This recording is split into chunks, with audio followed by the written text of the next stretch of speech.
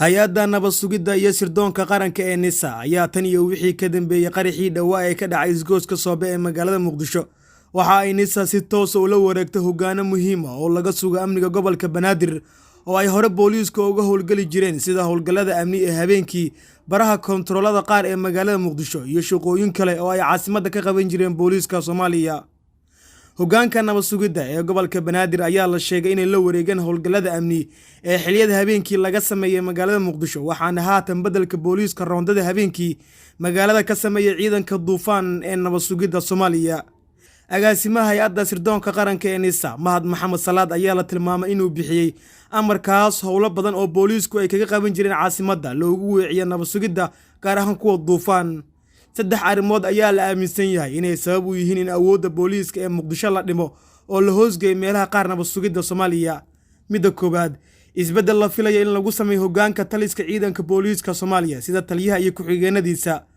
laba, shaqada xafiiska taliyaha booliiska gobolka Banaadir oo wali aan saldhigan maadaama taliyaha asalkiisu ka yimid nabad sugidda, faham badan ay kaga baahan tahay shaqada booliiska. iyo midda u dambeysa oo ah in nabad sugiddu ay wax ka qaadato mas'uuliyadda amni ee Muqdisho, gaar ahaan la socodka dhaqdhaqaaqa gaadiidka u soo gudba xarumaha dowladda, gaar ahaan baraha laga ilaalisho amniga Muqdisho oo la dhoobay dhalinyaro badan oo dharcada kuwaasoo ka tirsan nabad sugidda Soomaaliya.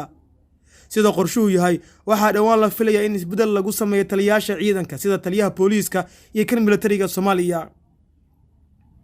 markaana dhinaca kale, wararka howlgallada Soomaaliya. hoos u dhac weyn ayaa ku yimid howlgalladii sida wadajirka ay u fulinayeen ciidamada dowladda federaalka ee Soomaaliya iyo kuwa dadka deegaanka oo bilihii la soo dhaafay deegaano badan looga qabsaday Al-Shabaab. hase ahaatee, bilowgii bishan waxaa isa soo taray wararka la xiriira in ciidanka dowladda iyo kuwa dadka deegaanka ay dib uga soo baxayeen deegaano dhowr ah oo ku yaala gobollada Shabeellada Dhexe iyo Galgaduud, kuwaas oo dagaal Al-Shabaab looga qabtay ay ku dhinteen kuna dhaawacmeen askar ka tirsan militariga Soomaaliya. saacadihii la soo dhaafay, dagaalamayaal ka tirsan kooxda Al-Shabaab ayaa la wareegay gacan ku haynta deegaanka Dhisaq Shurufle, kaasoo u dhexeeya magaalooyinka Cada Kibir iyo Qaayib ee Galgaduud. waxaana guud ahaan sidaasi ku soo idlaatay in si nabada loogu safro waddada isku xirta Qaayib iyo Cada Kibir oo ay kala gooyeen socdaalkeeda kooxda Al-Shabaab. ha yeeshee, ciidanka macawisleyda deegaanka ayaa ku eedeeyay ciidanka dowladda inay isaga baxeen oo ay baneeyeen deegaanka Dhisaqa oo marar badan ay ku dagaalameen kooxda Al-Shabaab oo dhinaca iyo ciidanka dowladda iyo kuwa dadka deegaanka oo isku dhinaca.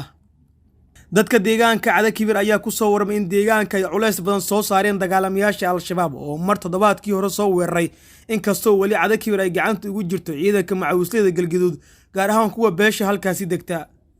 ciidamada Danab iyo Gorgor ee kumaandoosta Soomaaliya ayaa guud ahaan hore isaga baxay deegaanadii ay kaga sugnaayeen gobolka Galgaduud, gaar ahaan agagaarka magaalooyinka Baxdo, Qaayib iyo Cada Kibir ee Galgaduud. hoggaanka beesha halkaasi degta ayaa saluug weyn ka muujisay in ciidanka kumaandoosta Soomaaliya ay baneeyaan difaacyadii ay ku lahaayeen goobaha dagaalka ee Galgaduud, taas oo sahashay in bilowgii bishan ay Al-Shabaab weerar ku qaadaan deegaanka Qaayib ee Galgaduud. siyaasiyiin iyo dad badan oo ka faalooda arrimaha ammaanka ayaa aad u saluugay hannaanka hoggaamineed ee dagaalka Al-Shabaab ee Galgaduud, waxaana dadka qaar ay tuhun geliyeen in madaxda Galmudug aysan dhab ka ahayn dagaalka. qabsashada Al-Shabaab ee deegaanka Dhisaq Shurufle ee Galgaduud ayaa imaanaysa xilli maalmo ka hor ciidamada dowladda iyo kuwa dadka deegaanka ay isaga baxeen deegaanka Wabaxa la yiraahdo ee isla Galgaduud, halkaas oo dagaal adag lagula galay Al-Shabaab. ka bixitaanka deegaanka ee ciidanka ayaa lagu eedeeyay hoggaanka taliska ciidanka militariga Soomaaliya, kuwaas oo la sheegay inay amreen ka bixitaanka ciidanka Danab ee deegaanka Wabaxo, waxaana guud ahaan gacan ku haynta deegaankaasi dib ugula wareegtay kooxda Al-Shabaab. dadka sida weyn uga faalooda arrimaha ammaanka ayaa qaba in dib uga gorashada deegaanada la qabsada ay dhaawici karta niyadda dadka deegaanka ee waqtigan heelanka uga jira ka qaybgalka dagaalka Al-Shabaab ee ka socda dalka. madaxweynaha Soomaaliya Xasan Sheekh Maxamuud iyo hoggaankiisa xukuumadda ayaa marar badan ku celceliyay inay ka go'an tahay in dalka Al-Shabaab laga saaro, hase ahaatee lama oga ilaa inta ay ku qaadan karto dowladda in dagaalka Al-Shabaab ay soo afjarto.